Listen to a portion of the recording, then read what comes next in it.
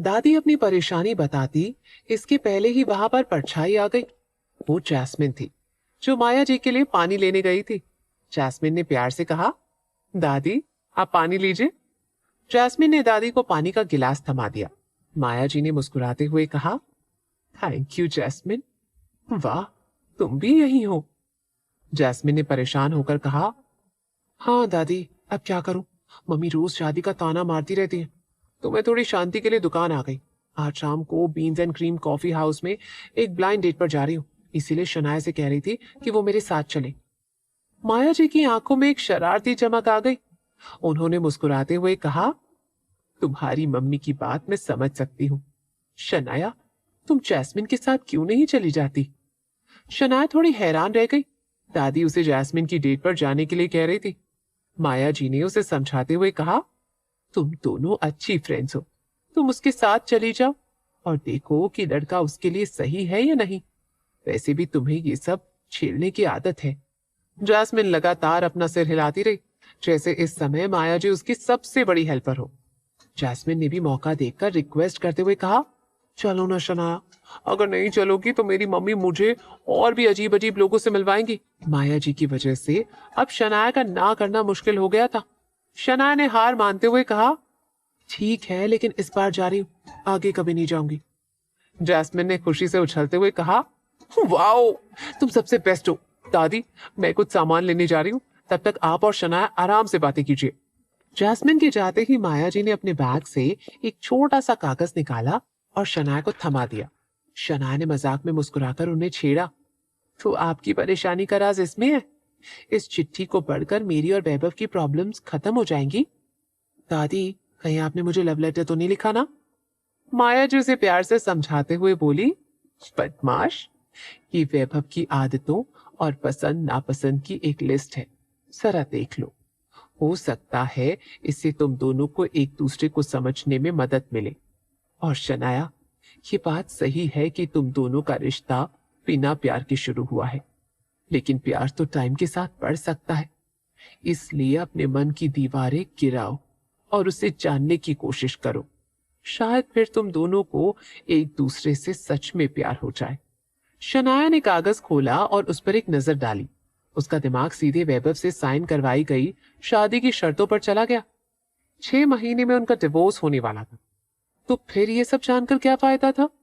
शनाया धीरे से पढ़ने लगी। वैभव सुबह उठते ही गुस्से में रहते हैं और सफाई के मामले में थोड़े पागल हैं, लेकिन बाकी सब ठीक है। शनाया ने हैरानी से कहा, हर सुबह चिड़चिड़े हो जाते हैं? माया जी ने सच्चाई से कहा, हाँ, अगर उसकी नींद खुद नहीं खुलती तो जो भी उसे जगाए उसकी तो खैर नहीं, यहां तक कि मैं भी सुबह उसे जगाने से डरती हूँ। शनाया हैरान हो गई थी। उसे वो पल याद आया जब उसने कई बार वैभव को सुबह फोन करके उठाया था, लेकिन उसने कभी गुस्सा नहीं किया। शनाया मन ही मन बोली, क्या दादी ठीक कह रही है? मतलब वैभव मेरे सामने खुद को कंट्रोल में रखते हैं। माया जी कुछ सोचते हुए बोली, अच्छा शनाया, तुमने कल रात कुछ किया या नहीं? शर्म से लाल होती हुई शनाया बोली, मैं लड़की हूं दादी, आप मुझसे ये उम्मीद नहीं कर सकती कि मैं खुद ही उस पर टूट पड़ूं, और वो भी किसी और पर नहीं, वैभव राणा पर। माया जी ने जल्दी से कहा, क्यों नहीं कर सकती? तुम्हारी और वैभव की शादी कानूनी तौर पर हो चुकी है, लेकिन जब वो खुद पहल नहीं कर रहा तो तुम्हें ही कुछ करना पड़ेगा, ताकि मैं अपनी गोद में एक परपोता या परपोती देख सकूं। दादी की बात पर शनाया ब्लश करने लगी, लेकिन फिर शनाया ने निराश होकर कहा, दादी, मैं सीधी बात कहूं, जब आपके पोते के उस स्ट्रिक्ट चेहरे को देखती हूँ तो मेरा तो उनके सामने मुंह ही नहीं खुलता। अब माया जी परेशान हो गई। वैभव का बिहेवियर उसके दादा जैसा ही सीरियस और इमोशनलेस था।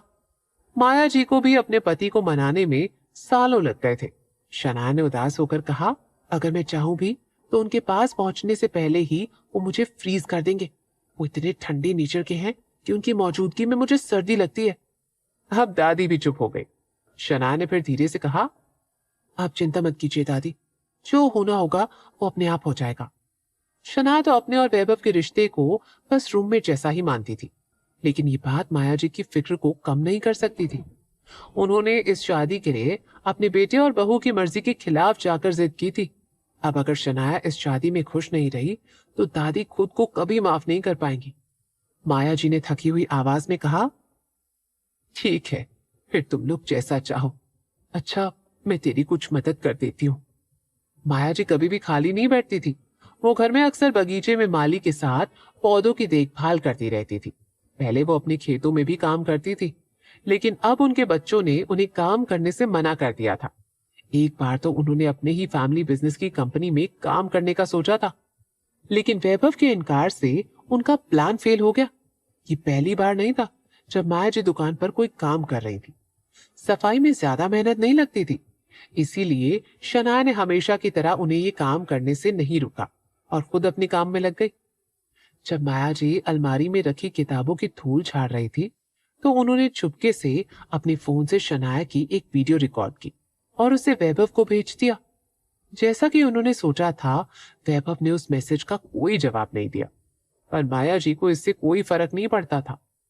उन्हें बस इतना चाहिए था कि वैभव वो वीडियो देख ले। शनाया खुली किताब की तरह थी, जिसमें हर पेज पर नई खूबसूरती छुपी हुई थी। अब दादी चाहती थी कि उनका पोता उस किताब को पढ़ना शुरू कर दे। जब कोई काम में पूरी तरह डूब जाता है तो टाइम का पता ही नहीं चलता। वैसे ही शनाया ने जब तक सारे ऑर्डर्स तैयार किए तब तक शाम के 6 बज चुके थे। वहीं जैस्मिन की डेट 7:30 बजे की थी। जगह थी बीन्स एंड क्रीम। ये दिल्ली के बीचों बीच की सबसे बड़ी और सबसे स्टाइलिश कॉफी शॉप थी। इसकी खास बात यह थी कि ये जगह साउंड प्रूफ थी, ताकि शहर की भीड़ भाड़ से अलग एकदम शांत माहौल मिल सके। लोग यहाँ सिर्फ कॉफी पीने नहीं बल्कि सुकून लेने भी आते थे। जैस्मिन अपनी बाइक पर शनाया को लेने आ गई।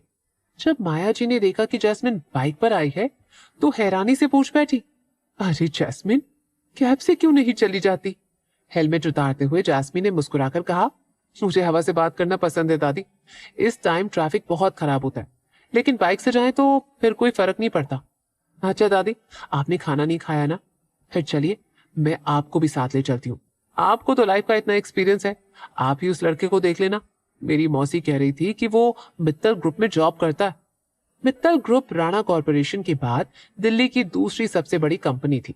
इन दोनों में जॉब मिलना बहुत बड़ी बात मानी जाती थी। माया जी ने हंसते हुए जवाब दिया, मैं और शनाया तो खाना मंगवा कर खा चुके हैं और अब कबीर मुझे लेने आ रहा है, इसलिए मैं नहीं आ सकती। वैसे भी इस उम्र में भी मुझ में कमाल है। अरे भाई, कहीं वो लड़का तुम्हारी जगह मुझ पर फिदा हो गया तो फिर तुम क्या करोगी? माया जी की बातें सुनकर जैस्मिन जोरों से हंसने लगी। उसे दादी के जोक्स हमेशा बहुत पसंद आते थे।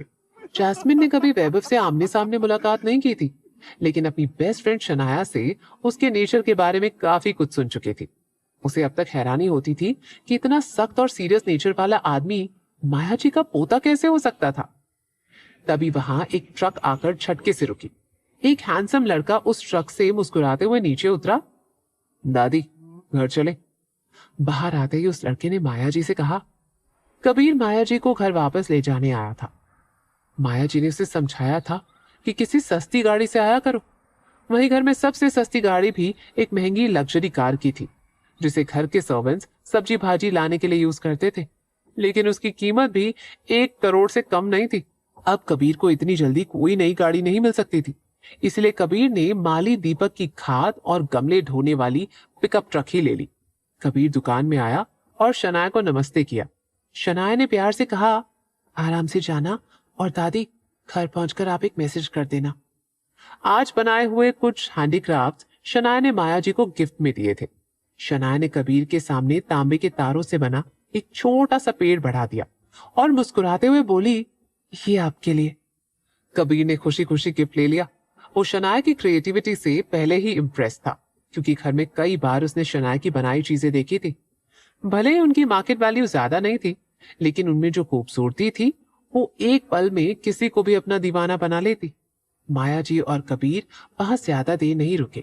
रास्ते में जब वो थोड़ी दूर निकल आए तो दादी ने एक्साइटमेंट से पूछा, ये गाड़ी कहाँ से आई? कबीर ने हंसते हुए कहा, ये दीपक का ट्रक है, खाद पत्थर उठाने के लिए, उसी को ले आया। अब हम सबको शनाया से सच छुपाना है तो ये एक्टिंग तो करनी पड़ेगी ना। कबीर खुश होकर आगे बोला, मुझे तो उस दिन का इंतजार है जब भाई पूरी तरह शनाया पर फिदा हो जाएगा और उससे भी ज्यादा मजा तब आएगा जब हम शनाया का रिएक्शन देखेंगे, जब उसे पता चलेगा कि वैभव ने उससे कितना कुछ छुपाया है। माया जी मुस्कुराई। हाँ, मुझे भी उस दिन का इंतजार है। माया जी ने तुरंत फोन निकाला और वैभव को कॉल लगा दी। जैसे ही वैभव ने फोन उठाया, दादी ने मासूमियत से कहा, वैभव, मुझे बीन्स एंड क्रीम की मिठाइयाँ खाने का मन है। वहां की मिठाइयाँ मुझे बहुत पसंद है। वैभव पहले तो हैरान हो गया, फिर अपनी आईब्रोज अप करके बोला, तो घर में किसी से भी कह दीजिए, कोई भी ले आएगा। दादी ने गुस्से में गरजते हुए कहा, क्यों? क्या मैं तुझसे नहीं कह सकती?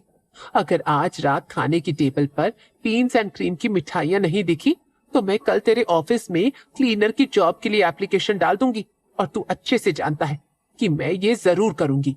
वैभव दादी की इस धमकी से पूरी तरह शॉक्ड हो गया। दादाजी के जाने के बाद से माया जी कुछ ज्यादा ही जिद्दी हो गई थी, और साथ ही आजाद भी। वो कभी भी सादे से सूट सलवार पहनकर कहीं भी निकल पड़ती। अब तो उन्होंने अपनी जिद से उसे बीवी भी दिला दी थी। वैभव ने हार मानते हुए दांत पीसते हुए कहा, ठीक है, जा रहा हूं। ये सुनकर माया जी ने कॉल काट दिया। कबीर को माया जी की यह हरकत समझ नहीं आई। उसने कंफ्यूजन में पूछा, दादी, अगर आपको मिठाइयां चाहिए थी तो हम अभी घर जाते हुए ले लेते, इसके लिए आपने भाई को क्यों परेशान किया?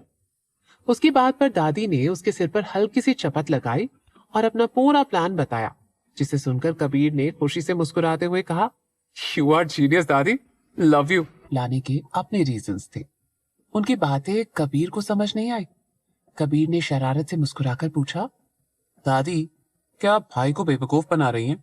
माया जी ने उसे तीखी नजर से देखा और उसे धमकाते हुए बोली, एक और सवाल पूछा तो अगला नंबर तुम्हारा होगा। ये सुनकर कबीर तुरंत चुप हो गया। उसे वैभव के लिए थोड़ा अफसोस हो रहा था, लेकिन अपने भले के लिए उसे अभी चुप रहना ही ठीक लगा। माया जी में बहुत बचपना था, उन्हें शरारत करना बहुत अच्छा लगता था, इसीलिए वो पूरे जोश में अपने पोते पोतियों की लाइफ में एंटरटेनमेंट लाने में लगी हुई थी। माया जी ने मुस्कुराते हुए कहा, मैं वैभव को वहां भेज रही हूँ ताकि जब वैभव शनाया को किसी और के साथ देखे तो उसके अंदर थोड़ी जलन वाली फीलिंग आए। समझे बच्चे? कबीर ने खुशी से मुस्कुराकर कहा, दादी, एक बात बोलूं, यू आर जीनियस। जिस पर माया जी प्राउडली मुस्कुराते हुए बोली, आई नो बेटा, चल अब तू गाड़ी चला। इधर शनाया ने दुकान बंद की और जैस्मिन से हेलमेट लेकर पहन लिया, फिर बाइक की चाबी भी ले ली और कॉन्फिडेंस से बोली, मैं चलाऊंगी। जैस्मिन ने पीछे बैठते हुए शनाया की कमर में अपना हाथ डाल दिया और हंसकर बोली, काश तू लड़का होती यार, तो मैं तुझसे तुरंत शादी कर लेती, कम से कम मम्मी की डांट से तो छुटकारा मिलता। शनाया ने डांटते हुए कहा, शांत बैठ, हाथ ठीक से रख वरना बाइक से नीचे फेंक दूंगी। ये कहकर शनाया ने बाइक स्टार्ट कर दी। ऐसे तो शनाया अक्सर बीन्स एंड क्रीम के पास से गुजरती थी, लेकिन उसने कभी वहां रुककर कॉफी नहीं पी थी। उसे कॉफी से ज्यादा अदरक वाली चाय पसंद थी। बीन्स एंड क्रीम पहुंचने पर उसने देखा कि जैस्मिन से मिलने आने वाला लड़का पहले से ही बाहर खड़ा था। शायद अपना अच्छा इंप्रेशन बनाने के लिए वो पूरी तरह तैयार होकर आया था। Suit, red and white colour की टाई और हाथ में रोजेस का बुके लिए वो खड़ा हुआ था। शनाया के साथ जैस्मिन उस लड़के की तरफ बढ़ी। जैस्मिन ने सॉफ्ट लहजे में पूछा, क्या आप ही मिस्टर बेदी हैं? उस आदमी ने सामने खड़ी लड़की को ऊपर से नीचे तक देखा। वो समझ नहीं पा रहा था कि उसकी डेट उन दोनों में से कौन थी। उसे डेट की एक फोटो दी गई थी जिसमें लड़की सुंदर तो थी, लेकिन उसका चेहरा उसे ठीक से याद नहीं आ रहा था, और उसे ये बताया गया था कि रेड रोजेस का बुके लेकर उसे दरवाजे पर खड़े रहना है ताकि मिस सक्सेना उसे पहचान ले। मिस्टर बेदी ने झिझकते हुए कहा, क्या आप मिस सक्सेना है? जैस्मिन ने मुस्कुराकर जवाब दिया, हाँ, मैं ही हूँ। जवाब मिलते ही मुस्कुराते हुए मिस्टर बेदी ने दोनों को अंदर बुलाया। उसने खिड़की के पास एक टेबल पहले से बुक कर रखी थी, जहां से दिल्ली शहर का नजारा बहुत खूबसूरत दिखता था। बैठने के बाद मिस्टर बेदी बार बार नजरें चुराकर शनाया को देख रहा था। ये देखकर जैस्मिन ने मुस्कुराते हुए कहा, मिस्टर बेदी, ये मेरी फ्रेंड है शनाया, ये मैरिड है। ये सुनते ही मिस्टर बेदी को थोड़ा अफसोस हुआ, क्योंकि पहली नजर में उसे लगा था कि शनाया ही उसकी डेट थी। जैस्मिन यहाँ बस इसीलिए आई थी क्योंकि वो अपनी माँ की रोज की फटकार से तंग आ चुकी थी, लेकिन जैस्मिन और मिस्टर बेदी के बीच कोई केमिस्ट्री नहीं बनी। जैसे जैसे बात आगे बढ़ी, जैस्मिन को मिस्टर बेदी और भी ज्यादा नापसंद आने लगा। मिस्टर बेदी ने कहा, मित्तल ग्रुप में मैनेजर की पोस्ट पर हूँ, इसीलिए किसी और को ये पता हो या ना हो, लेकिन मुझे पता है कि आपका सक्सेना परिवार अमीर है, लेकिन आप लोगों की ये अमीरी बस रियल एस्टेट की बूम की वजह से है। इस लाइन को सुनकर जास्मिन मिस्टर बेदी को अजीब नजरों से देखने लगी, क्योंकि अब साफ था कि मिस्टर बेदी अंदर ही अंदर जास्मिन को नीचा दिखा रहा था। तभी मिस्टर बेदी ने आगे कहा, यार हमें बिजनेस से क्या मतलब, हमें तो अपने घर पर ध्यान देना चाहिए। तो मैं सीधे मुद्दे पर आते हुए बोलता हूँ कि शादी के बाद हम दोनों को खर्च बराबर बराबर बांटना होगा। ये सुनते ही शनाया ने टेबल के नीचे से जैस्मिन को पैर मार दिया और अपनी आंखों से ना का इशारा किया और धीमी आवाज में बोली, ये चिरकुट तो बिल्कुल भी नहीं चलेगा। वहीं बेदी की लंबी चौड़ी बातें सुनकर परेशान हो चुकी जैस्मिन ने बीच में ही उसे टोका और अपनी जगह से उठकर खड़ी हो गई। फिर धीमे लहजे में बोली, माफ कीजिए, मुझे भी थोड़ी देर के लिए वॉशरूम जाना होगा। फिर वो वॉशरूम की तरफ चली गई। अंदर पहुंचते ही जैस्मिन ने सबसे पहले अपनी मौसी को फोन लगाया और इस भयानक डेट की पूरी शिकायत करके भड़ास निकाली। उसके बाद अपनी माँ को भी कॉल किया और गुस्से में बोली, अगर एक और बार तुमने मुझे कुणाल, दीपक या हर्ष जैसे किसी लड़के के साथ भेजा तो मैं संन्यास लेकर साध्वी बन जाऊंगी। उसे गुस्सा बस इस बात का था कि मिस्टर बेदी को बस इस बात का घमंड था कि वो मित्तल ग्रुप में जॉब करता था, जैसे वो कंपनी का एम्प्लॉय नहीं सीईओ हो। जास्मिन के मुताबिक असली सीईओ शायद इतनी घमंडी नहीं होते। शनाया को भी मिस्टर बेदी का बर्ताव बिल्कुल पसंद नहीं आया था। जब उसकी फ्रेंड वॉशरूम गई हुई थी तब वो बस खिड़की से बाहर देखती रही और मिस्टर बेदी से बात करने से बचती रही। तभी कैफे के दरवाजे से वैभव राणा अंदर आया। वैभव की आदत थी कि वो किसी भी जगह में घुसते ही चारों तरफ देखता था, लेकिन उसे क्या पता था कि वो अपनी बीवी को किसी और मर्द के साथ कॉफी पीते हुए देखेगा। उसके कदमों की रफ्तार धीमी हो गई। वो बड़बड़ाया, शनाया यहाँ क्या कर रही है? इसके साथ ये लड़का कौन है? वैभव के दिमाग में एक साथ ही कई सवाल घूमने लगे। क्या शनाया जानबूझकर किसी और को ढूंढ रही थी, क्योंकि उसके और वैभव के बीच हुए कॉन्ट्रैक्ट की वजह से शनाया को उससे ज्यादा कुछ नहीं मिलने वाला था, या शायद शनाया तलाक का इंतजार किए बिना ही अपनी नई लाइफ शुरू करने को तैयार थी। ये सब सोचते हुए वैभव तेजी से उसकी तरफ बढ़ने लगा, लेकिन वो वहां पहुंचता तभी जैस्मिन वॉशरूम से वापस आ गई। उसने मिस्टर बेदी से कुछ कहा और फिर तुरंत शनाया का हाथ पकड़कर उसे वहां से खींच कर ले जाने लगी। वही बेदी जबरदस्ती उसे रोकते हुए बोला, मिस सक्सेना, आप मेरी बात तो सुनिए। जैस्मिन ने कोल्ड लहजे में कहा, माफ कीजिए मिस्टर बेदी, लेकिन मुझे नहीं लगता कि हम एक दूसरे के लिए बने हैं, और आज के बाद प्लीज मुझे अपनी शक्ल मत दिखाना। सी यू नेवर। इतना कहकर वो शनाया को लेकर तेजी से वहां से निकल गई। दोनों लड़कियां पूरे कॉन्फिडेंस से बाहर निकल रही थी कि तभी अचानक शनाया रुक गई। जैस्मिन ने हैरानी से पूछा, क्या हुआ शनाया? शनाया ने धीरे से कहा, मेरे पति। जैस्मिन ने हैरानी से कहा, क्या? जैस्मिन अभी भी समझ नहीं पाई थी कि उसका मतलब क्या था। तभी वैभव राणा उनके सामने आ खड़ा हुआ। उसकी गहरी आंखें सीधे शनाया पर टिकी हुई थी और होंठों पर हल्की सी चिढ़ाने वाली स्माइल थी। शनाया बिना कुछ सुने ही समझ गई कि वैभव ऐसे क्यों मुस्कुरा रहा था। उसने पीछे मुड़कर देखा तो मिस्टर बेदी उनके पीछे आ रहा था। शनाया ने घबराहट में जल्दी से सफाई दी, मैं सिर्फ अपनी फ्रेंड जैस्मिन के साथ आई थी, ये उसकी डेट थी। वैभव ने कुछ नहीं कहा, मगर उसका चुप रहना ही बहुत कुछ कह गया। अब जैस्मिन की नजर पहली बार अपनी बेस्ट फ्रेंड के पति पर पड़ी। वो तो बिल्कुल किसी फिल्म के हीरो जैसा लग रहा था, शांत, सीरियस और मिस्टीरियस। शनाया डर रही थी कि कहीं वैभव उस हीरो जैसा लग रहा था, शांत, सीरियस और मिस्टीरियस। शनाया डर रही थी कि कहीं वैभव उसे गलत ना समझ ले। जैस्मिन ने भी अपनी तरफ से सफाई देने की कोशिश की, मगर वैभव ने ठंडे लहजे में जवाब दिया, घर देर से मत आना। शनाया ने चौंक कर क्यूरियोसिटी से पूछा, अच्छा वैसे आप यहाँ क्यों आए? वैभव ने शांत लहजे में कहा, दादी ने कहा था कि यहाँ से मिठाइयां लानी है, उन्हें यहाँ के डेजर्ट्स बहुत पसंद है। अपनी बात कहते हुए अचानक वैभव के माथे पर बल पड़ गए। उसे एहसास हुआ कि माया जी कोई नया खेल खेल रही थी। उन्हें पता था कि शनाया यही होगी, फिर भी उन्होंने जानबूझकर वैभव को यही भेजा था। क्या वो चाहती थी कि वैभव जेलस फील करे? शनाया ने धीरे से कहा, ओह। अब वैभव और शनाया के बीच एक गहरा सन्नाटा छा गया। आखिरकार शनाया ने चुप्पी तोड़ते हुए कहा, ठीक है मैं चलती हूँ, मिठाइयाँ दादी को देकर घर आ जाना, मैं दरवाजा खुला छोड़ दूंगी। अब एक बार फिर पति पत्नी दो अलग अलग डायरेक्शंस पे चल पड़े। शनाया अपनी फ्रेंड की बाइक लेकर निकल गई और वैभव मिठाइयों का डिब्बा लेकर अपने काले एमपीवी में बैठकर बीन्स एंड क्रीम से रवाना हो गया। वो सीधे दिल्ली के बाहर वाले इलाके में राणा हवेली पहुंचा। माया जी अभी लिविंग रूम में बैठकर टीवी देख रही थी। घर के अंदर आकर वैभव ने मिठाइयों का डिब्बा टेबल पर रख दिया और सीधा खड़े होकर गुस्से से कहा, दादी हमने तय किया था कि आप मेरी शादीशुदा लाइफ में दखल नहीं देंगी। माया जी ने मासूमियत से कहा। पर मैंने क्या किया? वैभव ने मिठाई की तरफ इशारा करते हुए कड़वाहट से कहा, आपने साफ कहा था कि मिठाइयां इसी दुकान से लानी है, ताकि मैं शनाया को किसी और मर्द के साथ देख लूं। दादी, मुझे नहीं पता जलन क्या होती है, और ना ही मैं कभी ऐसा फील करूंगा। इतना कहकर वो पलटा और बाहर की तरफ पड़ गया। माया जी ने उसे प्यार से पुकारा, रात बहुत हो गई है, यही रुक जा। जिस पर वैभव ने लापरवाही से ठंडे लहजे में जवाब दिया, मेरी बीवी ने दरवाजा खुला छोड़ रखा है। ये कहकर वो चला गया। माया जी बड़बड़ाते हुए मुस्कुरा कर बोली, जलन क्या होती है नहीं पता, कभी महसूस नहीं करोगे? मैं इस बात पर हामी नहीं भरूंगी, क्योंकि मुझे पता है तू जलन महसूस करेगा नहीं, बल्कि दादी के मन की बात उनके मन में ही जोरों से चलने लगी। उधर शनाया को इस बात की जरा भी भनक नहीं थी कि वैभव से बीन्स एंड क्रीम में मुलाकात के पीछे कोई चाल थी। वहां वैभव से टकराना उसे जरूर हैरान करने वाला लगा, मगर वो अब तक समझ नहीं पाई थी कि ये मुलाकात कोइंसिडेंस थी या कुछ और। क्या माया जी चाहती थी कि वैभव को शनाया के बारे में गलतफहमी हो? शनाया सोचने लगी, पर दादी ऐसा क्यों करेंगे? उन्होंने तो हमेशा मुझे बेटी की तरह प्यार किया है, तो फिर ऐसा करने की वजह क्या है? वैसे भी मैं कौन सी किसी ब्लाइंड डेट पर गई थी, मैं तो बस जैस्मिन के साथ थी, जिसे उसकी मम्मी और मौसी ने किसी मिस्टर बेदी से मिलने के लिए जबरदस्ती भेजा था। फिर भी जब शनाया उस पल को याद करती तो उसे वैभव के चेहरे पर टेंशन साफ दिखाई दे रही थी। भले ही शनाया आमतौर पर लोगों की फीलिंग्स तुरंत नहीं समझ पाती थी, लेकिन आज वैभव ने उसे लेकर कुछ गलत समझ लिया था, वो ये समझ गई थी।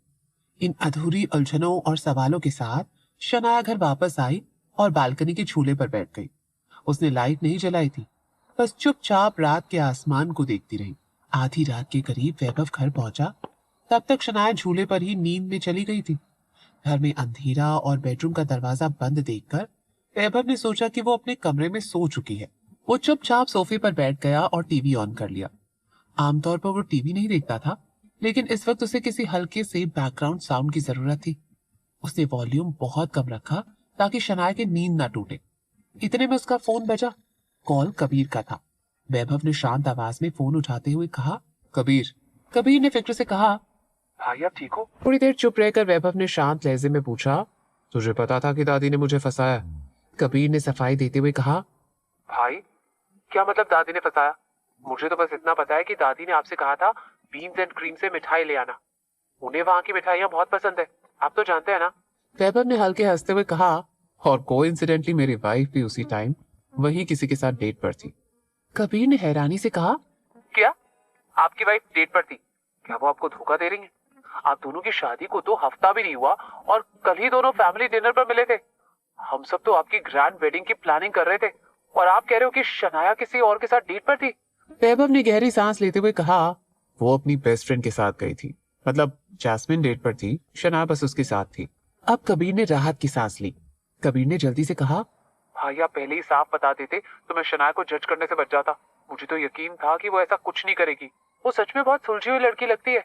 वैभव ने धीरे से कहा, बात बस इतनी थी कि जब मैं वहां पहुंचा, जैस्मिन वॉशरूम में थी और शनाया अकेले मिस्टर बेदी के साथ बैठी थी। कबीर ने मुस्कुराते हुए कहा, भाई किस्मत भी बड़ी अजीब है।